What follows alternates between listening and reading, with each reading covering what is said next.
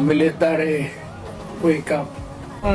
Ang tingin ko ang mas mabigat na problema na dapat malaman ng Pilipino is nag-hemorrhage ang country.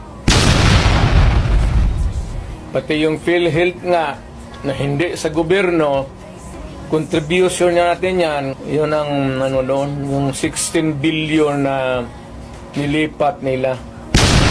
That is the most dangerous at dapat putang inestapa yan. Ang SSS, kinuha rin 62 billion. Private rin yan. LBP, 62 billion. DBP, 62 billion. Kaya yang sa sundalo, pati yung retirement nila, patayan. Pinagbili nila, saan itong pera?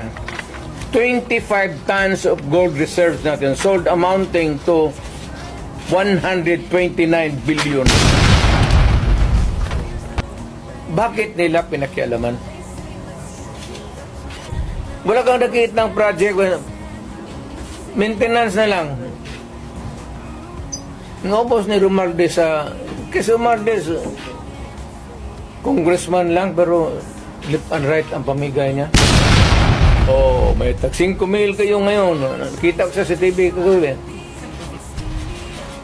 To all Filipinos now listening to me, punta kayo kay Marcos lahat.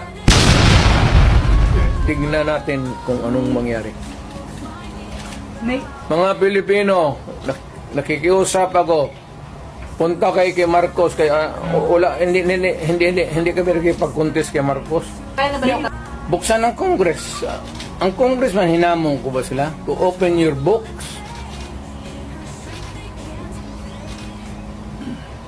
Ang sagot naman to ni Trillanes, open your bank account. Makihati ka pa sa putang ng pera ko. Ang hindi ino-audit, Office of the President, pati Office of the Speaker. People looking at me because that President is silent. Kita mo na siyang ginawa. Dapat at first stage pa ng laalitan, sandali.